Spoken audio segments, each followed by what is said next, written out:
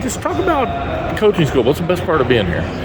Well, what I love about it is the camaraderie of all the coaches, and you make friends all across the state in the coaching world, and you hear some names of some really good coaches at some different high schools, and sometimes you have the opportunity to meet those guys, and I don't know, it's just a special bond, and Texas is so huge, so you're going to meet somebody new all the time, and of course they do a great job as far as bringing in great speakers. Like today, we've got Sonny Dykes going to be here, Matt Rule's here, so they just do a great job, and it's just a great time right before the season starts to come together and talk a little football and have some camaraderie and just have a good time. So talk about what the Panthers have back from last year.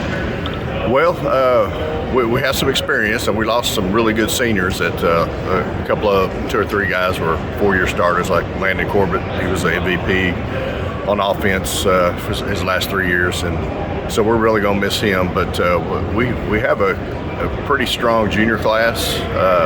Back when they were in 8th grade, they were undefeated, so we're very excited about them. We lost our quarterback, Brady Barrier. His dad worked for me and coached for me, and he got a job up at Rusk High School, so they moved up there. Brady did a great job for us as a true freshman, threw for 2,600 yards, and he didn't really want to leave, but he's going up there and he'll do a great job for Rusk. And but to fill his spot, I was able to hire Ed Trotter over at Hart Jefferson. He was head baseball coach and assistant football coach, but his son was the quarterback over there, and they contacted me. So right now Logan Trotter is going to be our starting quarterback as a junior, and he brings some athletic ability.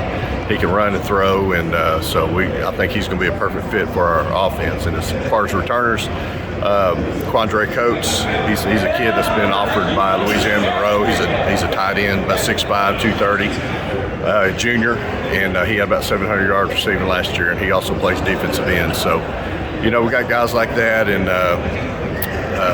we've got some really good linebackers coming back, and we feel pretty good. So, what will be your definition of a successful season?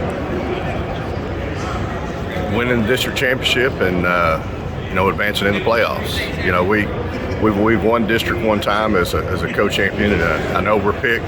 Dave Campbell's, we're picked to win the district championship, and for whatever reason they have us picked number 13th in the state. And I think when I took the job, we were like 13th from the bottom. So that's just a testament of what we've been doing, and I have a great coaching staff, and our kids are really bought in, the community's bought in, so that's just kind of a testament of where we're at.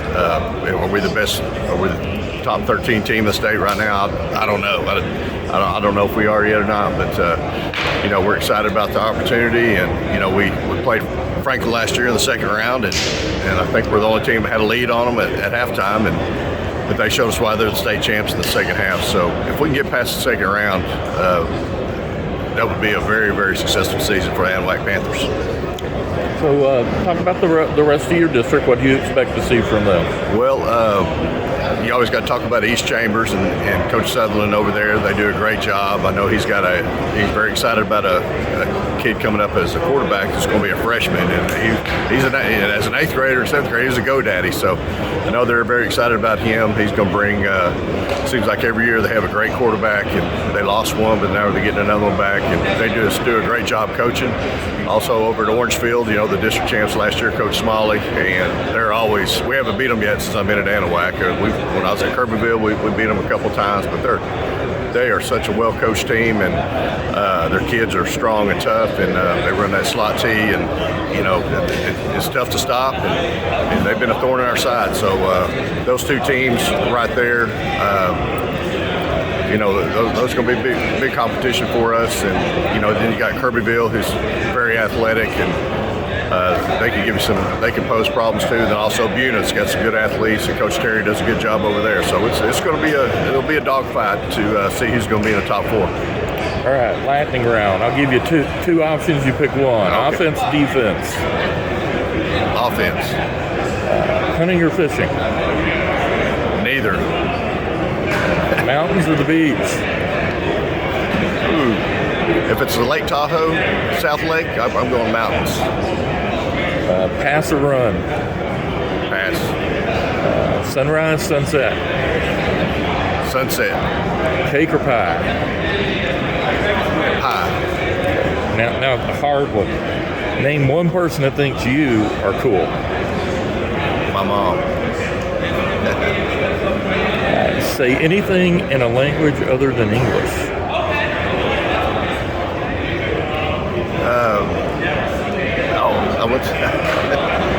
Other than English.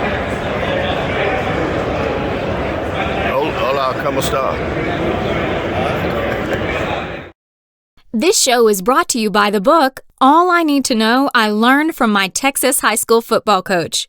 A handbook of wisdom for parents, young people, and yes, even coaches. Head over to www.learnedfromcoach.com and order your copy to support sharing the stories of these great coaches and leaders. That's learnedfromcoach.com.